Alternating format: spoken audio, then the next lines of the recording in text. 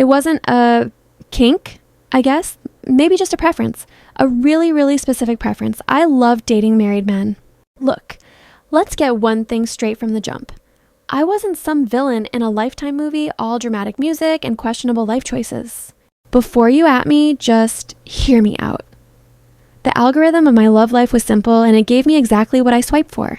No confusing situationships, no what are we texts at 2 a.m. The rules were already written, and I wasn't the one who had to break them.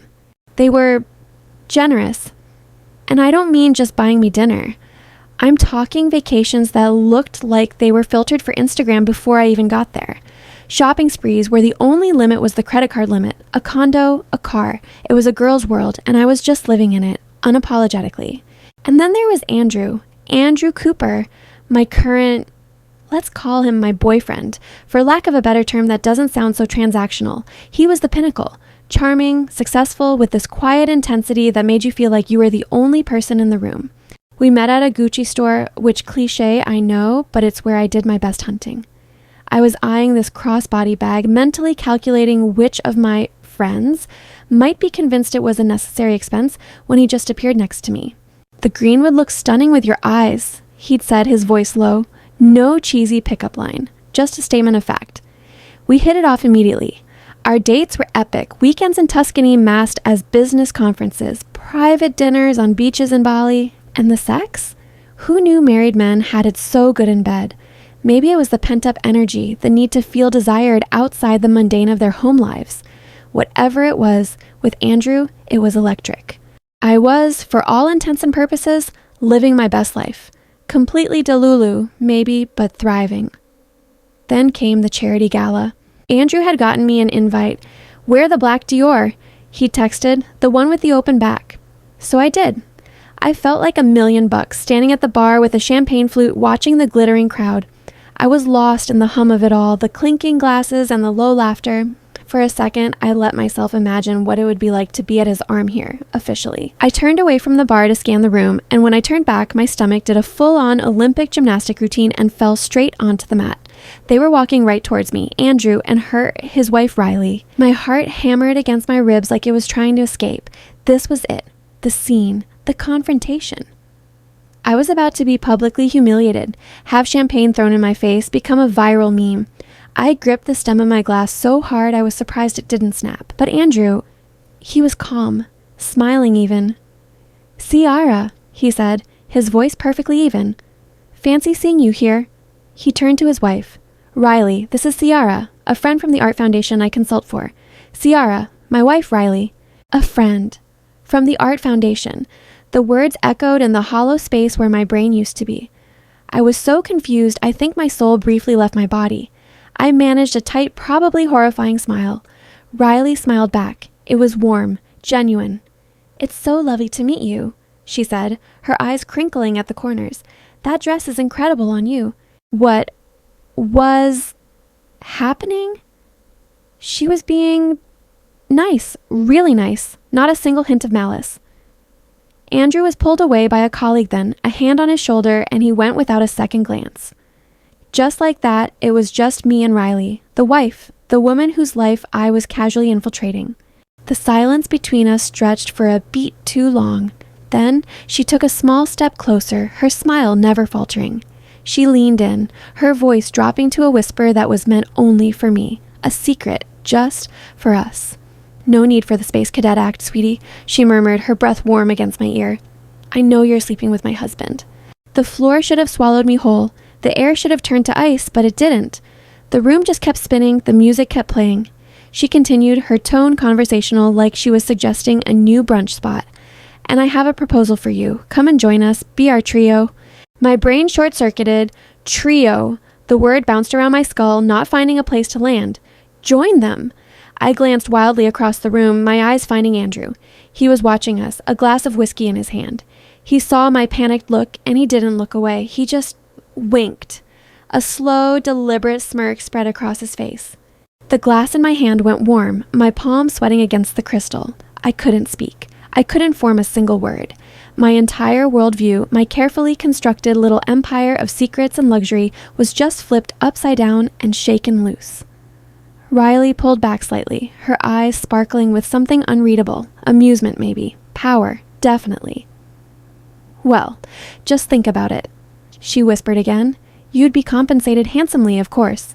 And with that, she gave my arm a gentle, almost sisterly squeeze and glided away into the crowd, leaving me standing there utterly and completely alone in a room full of people. The rest of the party was a blur of noise and color, but all I could hear was the echo of her voice. I know, join us, compensated handsomely. Were they a poly couple? Had I been the one in the dark this whole time? Was any of it real? I went home to my silent, beautiful apartment, paid for by Andrew. I kicked off my heels, the Dior dress feeling like a costume now. I paced the cool marble floors, my mind racing.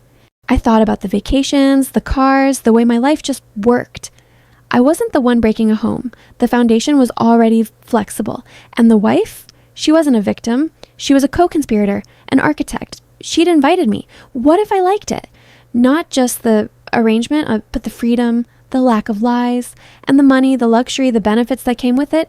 That wasn't nothing. That was my life, my comfort, my safety net. I looked around at the high ceilings and the designer furniture. This was my lifestyle. I'd built it piece by piece, bag by bag, trip by trip, and I had to keep it. The shock was slowly melting away, replaced by a cold, calculating curiosity. Maybe this wasn't an ending. Maybe it was just a very, very strange upgrade. The phone felt like a brick in my hand, cold and impossibly heavy. I stared at my reflection in the dark screen of my TV, the ghost of a girl in a too quiet, too perfect apartment. Riley's words played on a loop in my head, compensated handsomely, a proposal, a trio. My finger hovered over her contact, saved under a fake name, Rebecca from yoga, for a full day. Then, with a shaky breath that felt like it was tearing my lungs apart, I pressed call. It was all very corporate. We met at a neutral location, a sterile lawyer's office that smelled of lemon-scented cleaner and old paper. The contract was thick, a binder full of clauses about discretion, availability, and mutually agreed upon activities. The compensation section made my head spin. It was more money than I'd ever seen, laid out in neat monthly deposits. I signed. Ciara Evans scrawled in black ink, signing my life away for a number with a lot of zeros. Andrew was there, quiet, watching me with that same intense, unreadable look. He gave my shoulder a squeeze as I put the pen down. It felt possessive. The first few weeks were a dizzying, champagne-soaked blur.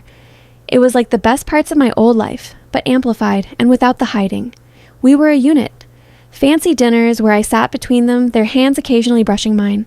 Weekends at their sprawling estate, days spent by the pool, nights spent in their massive bed. It felt revolutionary. I'd convinced myself I'd hacked the system. I had the luxury, the affection, and the moral high ground.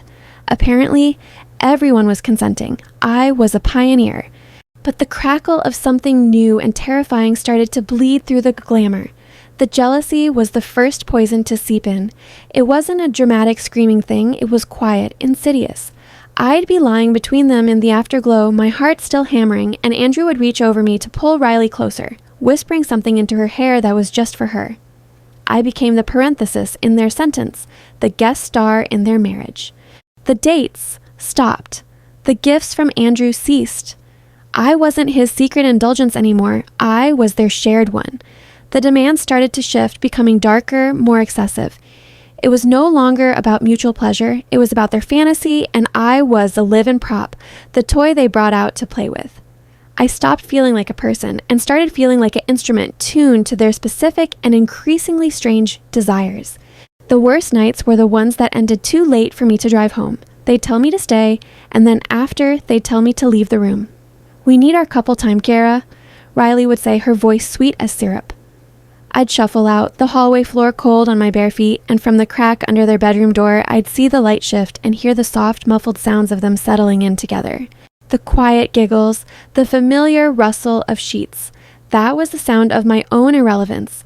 I'd lie on the guest room bed, staring at the ceiling, feeling a hollow ache so profound it was a physical pain. He was my man first. A childish, furious voice would scream inside my head, but was he ever? I was losing myself. The Ciara who commanded attention in a Gucci store was gone, replaced by a ghost who jumped at their requests. Did I even love this?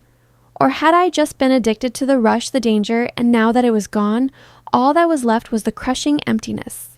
It was like I was their prey, a stupid scapegoat that would rush at any offer. The demands made my skin crawl. I did sinister things. My God and I am not proud of it. They treated me like a pet, a pleasure pet, making me crawl on the floor and lick their feet and do other nasty stuff I can't even speak about. All the terms were in the contract I stupidly signed, and there was no going back or way out. The breaking point, the final snap, happened on a Tuesday morning. I was sitting at their enormous kitchen island, cradling a mug of tea like it was the only warm thing left in the world. I felt drained, used up. Riley floated in, radiant as always. She started talking about a new art exhibit, her voice all sunshine and light. Then, without missing a beat, the conversation tilted. "You know, Ciara," she said, leaning against the counter, her head tilted. "Did you really think you could just sleep with what is mine and get away with it scot-free?" I froze, the mug halfway to my lips. "Life isn't a bed of roses, honey," she continued, her smile never faltering. It was the same smile she'd had at the gala, but now I could see the sharp, cold calculation behind it. This was the truth. This was the game. I was never an equal. I was the entertainment. A cold dread washed over me. "I want out," I whispered, my voice trembling. "I'm done. The contract is over." She laughed. It was a light tinkling sound that grated on my every nerve. "Oh, my dear, you practically signed yourself away to us. That contract is ironclad. You break it and we'll own everything you have, which, let's be honest, is everything we gave you. You're not going anywhere. And besides, we have videos and pictures to ruin your life further." It dawned on me. Andrew was never that sweet-loving man. He was in on it too, and I was just the gullible prey that was caught by this two conniving vipers. That night, I sat in the silence of the guest room, my room, and a terrifying calm settled over me. The panic was gone, replaced by a clear, cold resolution. If I couldn't leave, then I would end it, all of it. I could hear them giggling through their bedroom door, a sound that had become the soundtrack to my humiliation. I didn't even realize I was crying until the hot tears hit my hands. I walked to the closet, to the small, locked case Andrew had shown me once, for safety. I knew the code. It was his birthday. The weight of the gun was foreign, final. The weight of the gun was foreign, final. I walked back upstairs, the giggles still drifting from under the door. I didn't knock. I didn't hesitate. I kicked the door in, the splintering wood a violent crash in the peaceful night. They jolted upright in bed, their faces a perfect canvas of shock. For a single suspended second, everything was silent. Then I raised the gun, and I shot, again and again. The noise was deafening, a brutal punctuation to their laughter. The silence that followed was the most alarming sound I had ever heard. It was thick, absolute, broken only by the ringing in my ears. I didn't let myself dwell. I couldn't. I walked on numb legs to the wall, safe behind the Monet print. I knew this code too. My own monthly price. I stuffed the thick bundles of cash into my bag, my movements mechanical, precise. I left the country before the sun rose. Now I live in a small cottage in the French countryside. There is no Gucci, no champagne, no private jets. There is only the smell of damp earth, the stubbornness of weeds, and the quiet rhythm of the seasons. I farm, I grow vegetables. I try to live in peace, far from that nightmare. But it still haunts me. Not the blood, not the violence. I can bury that deep down. It's the memory of the girl I was before I signed that contract. The one who thought she was playing the game, when all along the game was playing her. And some days, in the dead of night, I can still hear the echo of their laughter, a ghost in the rustling leaves outside my window.